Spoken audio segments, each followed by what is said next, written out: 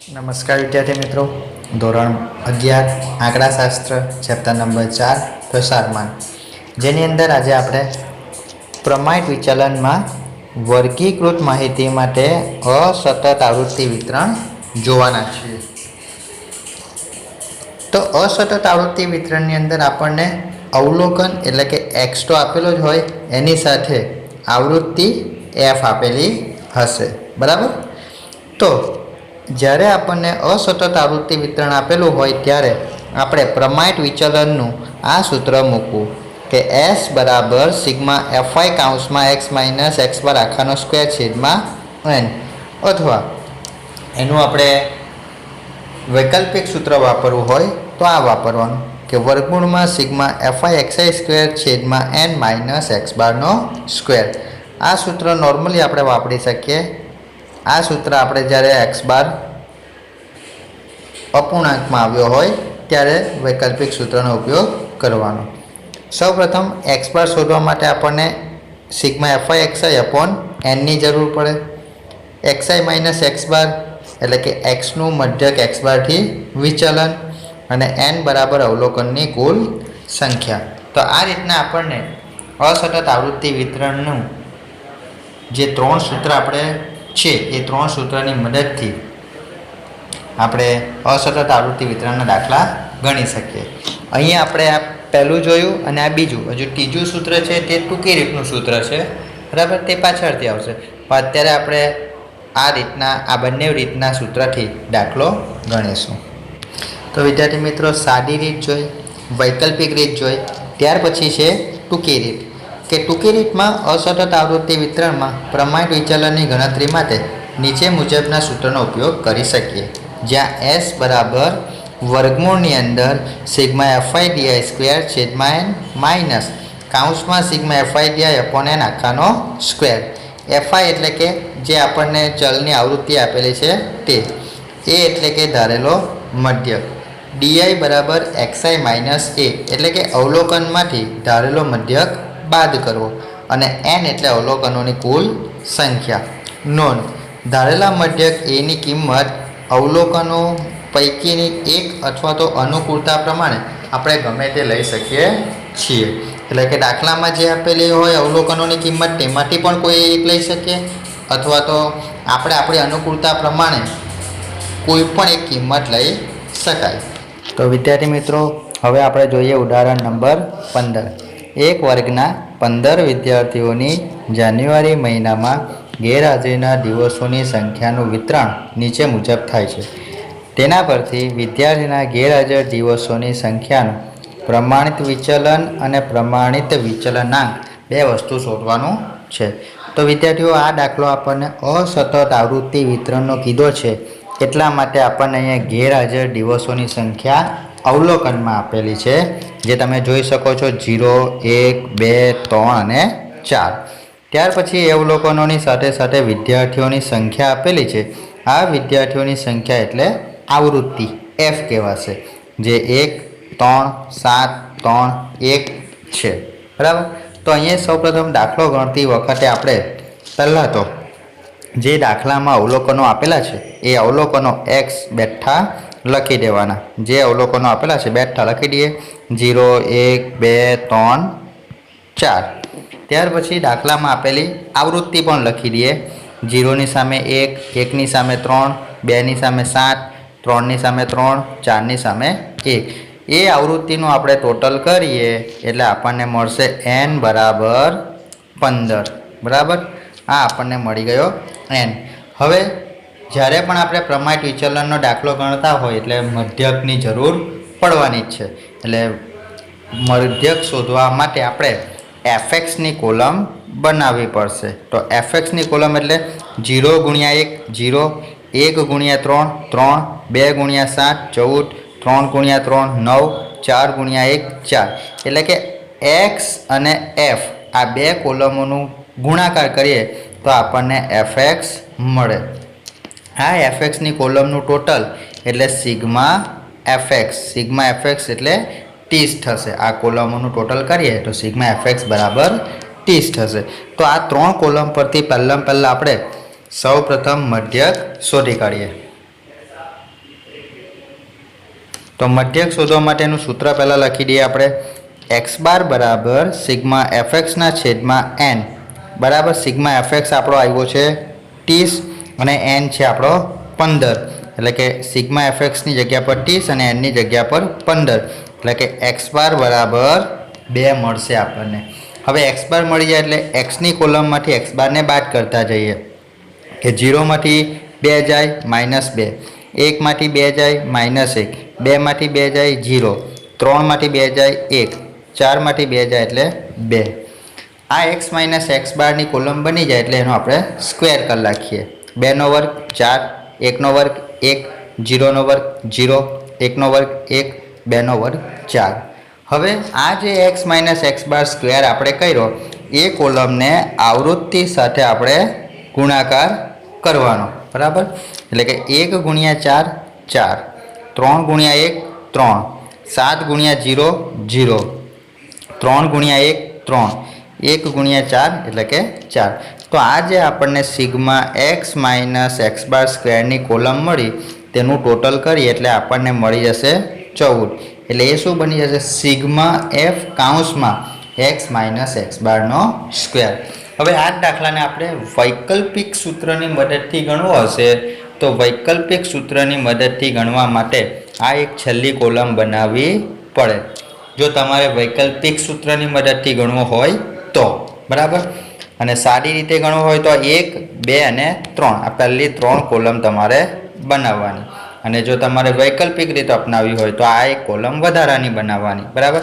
તો પછી તમારે એક્સ એફએક્સ અને એફએક્સનો સ્ક્વેર આ 4 જ કોલમ બનાવવાની રહેશે વૈકલ્પિક સૂત્ર માટે. તો એફએક્સ સ્ક્વેરનો મતલબ થશે એફએક્સ ઇન્ટુ એક્સ એટલે કે 0 ગુણ્યા 0 બરાબર 0, 1 ગુણ્યા 3 એટલે કે 3. પડી છે ખબર? એફએક્સ સ્ક્વેરની કોલમ એટલે આ એફએક્સની કોલમ અને આ એક્સની કોલમ આ 2 કોલમનો ગુણાકાર કરવાનો છે. 0 ગુણ્યા 0 એટલે 0, 1 ગુણ્યા 3 એટલે કે 3, 2 ગુણ્યા 14 એટલે કે 28, 3 ગુણ્યા 9 એટલે કે 27, 4 ગુણ્યા 4 એટલે કે 16. ઘણા વિદ્યાર્થીઓ અહીંયા એક જ ભૂલ કરે છે કે આ જે એફએક્સ છે બરાબર આ એફએક્સની કોલમનો જ વર્ક કરી દે તો ખોટું પડશે. આ એફએક્સ સ્ક્વેર એટલે એફએક્સ ઇન્ટુ એક્સ આવો મતલબ થાય બરાબર. એફએક્સ ઇન્ટુ એક્સ એટલે કે એફએક્સ સ્ક્વેર બરાબર. તો આપણને અહીંયા બધી જ કોલમો મળી ગઈ. તો હવે આપણે સૌપ્રથમ સાદી રીતથી પ્રમાણિત વિચલન શોધીએ. તો અહીંયા આપણને એસનું સૂત્ર લખી દીધેલું છે આપણે. એસ બરાબર વર્ગમૂળની અંદર sigma f x minus x bar આખાનો સ્ક્વેર છેદમાં એન. તો સિગ્મા એફ કાઉન્સમાં એક્સ માઇનસ એક્સ બાર આખાનો સ્ક્વેર આપણી પાસે છે 14. તો આપણે વર્ગમૂળની અંદર પહેલાં 14 લખી દીધા અને એન આપણી પાસે છે 15 એટલે 14 ભાગ્યા 15. તો વર્ગમૂળની અંદર 0.93. તો વિદ્યાર્થી મિત્રો દર વખતની જેમ સૌપ્રથમ તમારે કેલ્સીની ઉપર 0.93 લખવાના અને તમારા કેલ્સી પર આ રીતના જે વર્ગમૂળનું ચિહ્ન છે એ વર્ગમૂળના ચિહ્નને એક વખત દબાવી દેવાનું એટલે તમારો એસ તમને મળી જશે 0.9661 એટલે કે 0.97 મળશે બરાબર. તો આ રીતના તમે સાદી રીતે પ્રમાણિત વિચલન શોધી શકો. હવે આપણે વૈકલ્પિક સૂત્રનો ઉપયોગ કરીને પણ આ દાખલો જોઈએ. તો વિદ્યાર્થી મિત્રો એ જ દાખલાને આપણે વૈકલ્પિક સૂત્રની મદદથી શોધીએ. તો વૈકલ્પિક સૂત્ર આપણું બનશે એસ બરાબર વર્ગમૂળની અંદર સિગ્મા એફએક્સ સ્ક્વેર છેદમાં એન માઇનસ એક્સ બારનો વર્ગ. તો સિગ્મા એફએક્સ સ્ક્વેર આપણે શોધેલું હતું 74, એન આપણી પાસે છે 15, એક્સ બાર આપણે શોધ્યો 2 એટલે 2નો વર્ગ. તો વર્ગમૂળની અંદર 74 ભાગ્યા 15 કરો તો તમને મળી જશે 4.93 માઇનસ 2નો વર્ગ થશે 4 એટલે તમે બાદબાકી કરો તો 0.93 જ આવવાનું છે બરાબર. અને આ 0.93 ને વર્ગમૂળનું ચિહ્ન દબાવી દેવું તો તમારો એસ તમને મળી જશે 0.97. એટલે તમે સાદી રીતે ગણો કે વૈકલ્પિક રીતે ગણો બંનેમાં જવાબ સરખો જ આવશે તમારો. એટલે પ્રમાણિત વિચલન તમને મળશે 0.97. પ્રમાણિત વિચલનાંક શોધવું હોય તો એસના છેદમાં એક્સ બાર સૂત્ર મૂકવું પડે. એસ આપણે શોધ્યો 0.97 અને આપણી પાસે મધ્યક હતો 2 એટલે કે 0.97 ભાગ્યા 2 એટલે પ્રમાણિત વિચલનાંક આપણને મળશે 0.49 એટલે ગેરહાજર દિવસોની સંખ્યાનું પ્રમાણિત વિચલનાંક આપણને 0.49 મળશે. તો વિદ્યાર્થી મિત્રો હવે આપણે ઉદાહરણ નંબર 16 જોઈએ. આ ઉદાહરણ નંબર 16 એટલે કે ટૂંકી રીતનો ઉપયોગ કરીને આપણે દાખલો ગણવાનો છે અને જેમાં આપણે પ્રમાણિત વિચલનાંક શોધવાનું છે. પ્રમાણિત વિચલનાંક શોધવું હોય એટલે પ્રમાણિત વિચલન શોધવું જ પડે. અહીંયા પણ આપણને પહેલાં અવલોકન એક્સ આપી દીધેલા છે 5, 6, 7, 8, 9, 10 અને એ અવલોકનોની આવૃત્તિ 2, 5, 8, 12, 7, 1 આપેલી જ છે. તો અહીંયા પહેલાં આપણે જે અવલોકનો આપેલા છે એ અવલોકનોને બેઠા લખી દઈએ. એક્સ પહેલાં બેઠા લખી દઈએ 5, 6, 7, 8, 9 અને 10. એ જ પ્રમાણેની આવૃત્તિ 2, 5, 8, 12, 7, 1 એનું ટોટલ કરીએ તો એન આપણને મળી જાય 35. એક્સ અને એફ થઈ જાય એટલે પહેલું જ કામ આપણે કરવાનું ધારેલા મધ્યકની ગણતરી કરવાની. હવે ધારેલો મધ્યક આપણે અહીંયા ધારી લઈએ છીએ એ બરાબર 8 ધારી લીધો બરાબર. તો હવે ત્રીજી કોલમ આપણી બની જશે ડી બરાબર એક્સ માઇનસ એ. આ અવલોકનોમાંથી આપણે ધારેલો મધ્યક 8 બાદ કરીશું એટલે કે 5માંથી 8 જાય તો -3, 6માંથી 8 જાય -2, 7માંથી 8 જાય -1, 8માંથી 8 જાય 0, 9માંથી 8 જાય 1, 10માંથી 8 જાય 2. આ રીતના આપણે ડીની ગણતરી કરી નાખી તો ડીની ગણતરી કર્યા બાદ ત્યાર પછીની કોલમ બનાવવાની રહેશે એફ ડી એટલે કે આ કોલમ અને આ કોલમ આ બે કોલમનો ગુણાકાર કરવાનો. 2 ગુણ્યા -3 એટલે કે -6, 5 ગુણ્યા -2 એટલે -10, 8 ગુણ્યા -1 એટલે -8, 12 ગુણ્યા 0 એટલે 0, 7 ગુણ્યા 1 એટલે 7, 1 ગુણ્યા 2 એટલે 2. તો આ જે આપણે એફ ડીની કોલમ શોધી એ એફ ડીની કોલમનો પહેલાં આપણે સરવાળો કરી દેવાનો એટલે આપણને મળી જશે એફ ડી -15 એટલે કે પ્લસની સંખ્યામાંથી માઇનસની સંખ્યા આપણે બાદ કરી મોટી સંખ્યાનું ચિહ્ન મૂકી દેવાનું એટલે આપણને મળશે -15. હવે આપણે ચોથી કોલમ બનાવવાની છે એફ ડીનો સ્ક્વેર. આ પણ પહેલાં એના જેવું જ છે એફએક્સ સ્ક્વેર જેવું જ છે. આમાં પણ તમારે એફ ડી ઇન્ટુ ડી બરાબર આવી રીતના કોલમ લેવી પડશે બરાબર. એફ ડી ઇન્ટુ ડી એટલે કે આ કોલમ અને આ કોલમ આ બે કોલમનો ગુણાકાર તમારે કરવાનો એટલે કે -3 ગુણ્યા -6 બરાબર 18, માઇનસ માઇનસ પ્લસ થઈ જાય એટલે -2 ગુણ્યા -10 એટલે 20, -1 ગુણ્યા -8 એટલે કે 8, 0 ગુણ્યા 0 0, 1 ગુણ્યા 7 7, 2 ગુણ્યા 2 એટલે 4 અને આ આખી કોલમનો આપણો સરવાળો થશે 57 જેને કહેવાય છે સિગ્મા એફ ડીનો સ્ક્વેર. એટલે અહીંયા આપણી પાસે 5 કોલમ રેડી થઈ ગઈ. આપણને એન જોઈએ છે, એન મળી ગયો.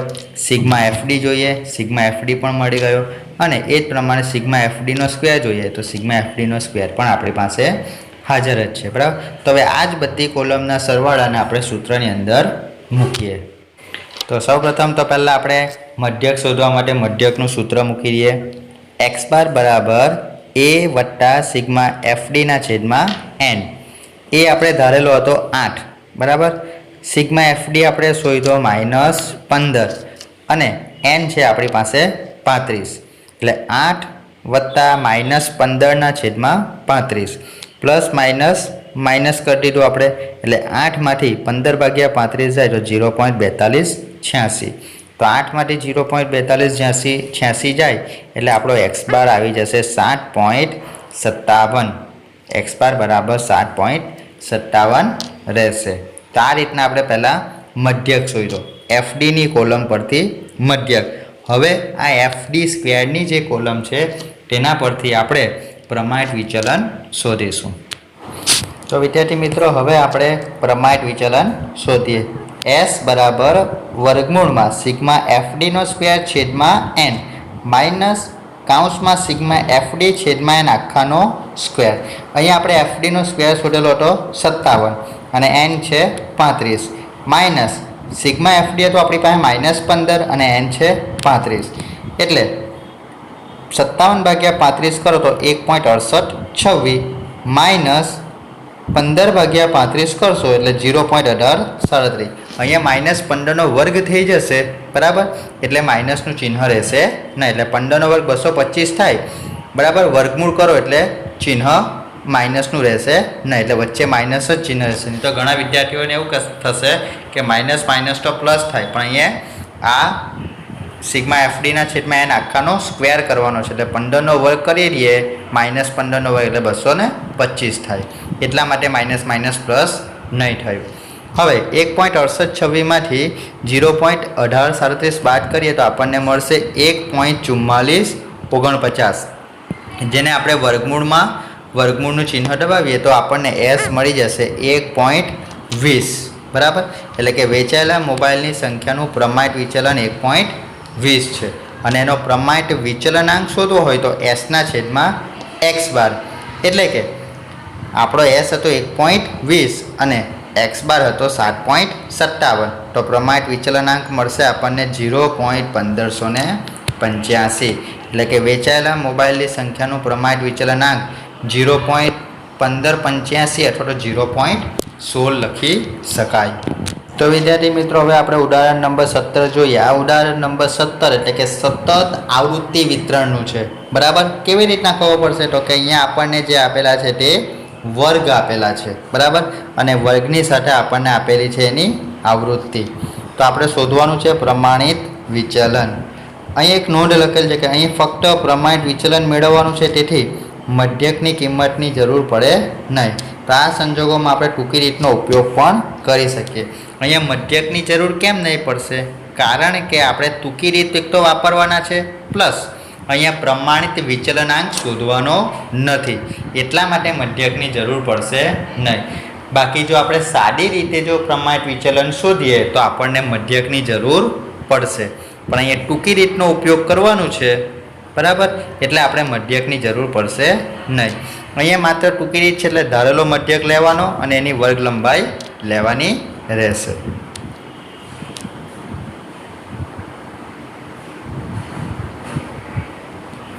તો વિદ્યાર્થી મિત્રો, અહીંયા આપણને જે વર્ગ આપેલા છે એ વર્ગ બેઠા લખી દઈએ. પહેલાં 0 થી 10, 10 થી 20, 20 થી 30, 30 થી 40, 40 થી 50, 50 થી 60, 60 થી 70.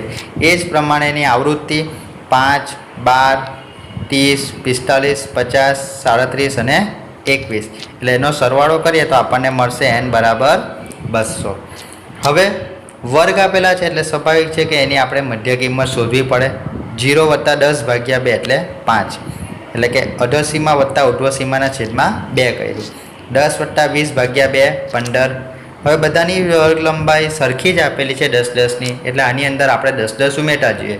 15, 25, 35, 45, 55 અને 65.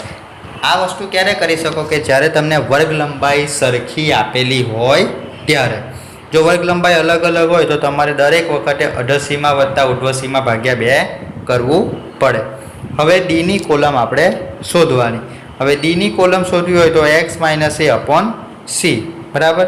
હવે એ આપણે ધારેલો છે 35 અને વર્ગ લંબાઈ ધારી 10. એનો મતલબ કે આ જે આપણી x મધ્ય કિંમત છે એ મધ્ય કિંમતમાંથી ધારેલો મધ્યક બાદ કરીશું. એટલે કે 5 માંથી 35 જાય ભાગ્યા 10 એટલે -3. 15 - 35 ભાગ્યા 10 -2. 25 - 35 ભાગ્યા 10 -1. 35 - 35 એટલે 0. 45 - 35 ભાગ્યા 10 1. 55 - 35 ભાગ્યા 10 એટલે કે 2. 65 - 35 ભાગ્યા 10 એટલે કે 3. તો આ રીતના આપણને ડીની કોલમ મળશે. ત્યાર પછી આપણે એફડીની કોલમ જોવાની છે. એફડી એટલે કે આવૃત્તિ, આ આવૃત્તિ અને આ ડી, આ બેનો ગુણાકાર આપણે કરવાનો. એટલે કે 5 × 3 એટલે -3 એટલે -15. 12 × -2 -24. 30 × -1 30. 45 × 0 0. 50 × 1 50. 37 × 2 74. 21 × 3 63. આ રીતના આપણે એફડીની કોલમ બનાવી દઈએ. એફડીની કોલમ જે બને એ કોલમનો આપણે સરવાળો બાદબાકી કરવાનો અને જેનું ચિહ્ન મોટું આવે એ ચિહ્ન લખી દેવાનું. દાખલા તરીકે -15 વત્તા -24 વત્તા -30 એનો સરવાળો કરવાનો અને 50 વત્તા 74 વત્તા 63નો સરવાળો કરવાનો. પછી આ પ્લસની સંખ્યામાંથી માઇનસની કિંમત બાદ કરીએ પછી આપણને જે કિંમત મોટી મળે તે મોટી કિંમત એટલે કે જે મોટી સંખ્યા છે તેનું ચિહ્ન આપણે મૂકવાનું. તો અહીંયા આપણી પાસે પ્લસની સંખ્યા મોટી થશે, બરાબર, એટલે આપણે +18 રાખીશું, 118 રાખીશું, +118. ત્યાર પછી આપણે કોલમ બનાવવાની છે FD². ફરીથી અહીંયા એક વસ્તુ ધ્યાનમાં રાખજો, FD² નો મતલબ થાય છે FDની કોલમ ગુણ્યા Dની કોલમ, બરાબર. આ જે આપણે FDની કોલમ બનાવી તે અને આ Dની કોલમ, આ બે કોલમનો ગુણાકાર એટલે FD². એટલે કે -3 ગુણ્યા -15 45, માઇનસ માઇનસ પ્લસ થઈ જાય, -2 ગુણ્યા -24 48, -1 ગુણ્યા -30 30, 0 ગુણ્યા 0 0, 1 ગુણ્યા 50 50, 2 ગુણ્યા 74 148, 3 ગુણ્યા 63 189. તો આ જે આપણે FDના સ્ક્વેરની કોલમ બનાવી એ FDના સ્ક્વેરની કોલમનો સરવાળો કરીએ તો આપણને σFD² 510 મળશે. તો હવે આના પરથી આપણે પ્રમાણિત વિચલન શોધીએ. તો સૌપ્રથમ તો પ્રમાણિત વિચલનનું આપણે સૂત્ર લખી દઈએ, S બરાબર વર્ગમૂળમાં σFD² છેદમાં n માઇનસ કૌંસમાં σFD છેદમાં n આખાનો સ્ક્વેર ગુણ્યા C. હવે σFD આપણી પાસે હતો 510, n આપણી પાસે 200, σFD આપણે શોધેલું 118, n છે 200 આખાનો સ્ક્વેર ગુણ્યા વર્ગમૂળની બહાર 10. 510 ભાગ્યા 200 કરો એટલે 2.55, 118 ભાગ્યા 200 કરો એટલે 0.3481 વર્ગમૂળની બહાર ગુણ્યા 10. આ બેનો આપણે બાદબાકી કરીએ એટલે આપણને મળશે 2.2019 જે વર્ગમૂળમાં લખવાનું અને વર્ગમૂળની બહાર ગુણ્યા 10. હવે 2.2019નું આપણે વર્ગમૂળ કાઢીએ અને ગુણ્યા 10 કરી દઈએ તો 14.8388 એટલે કે પ્રમાણિત વિચલન આપણને મળશે S બરાબર 14.84, બરાબર. તો આ રીતના આપણે અવર્ગીકૃત માહિતી, વર્ગીકૃત માહિતીમાં અસતત આવૃત્તિ વિતરણ અને સતત આવૃત્તિ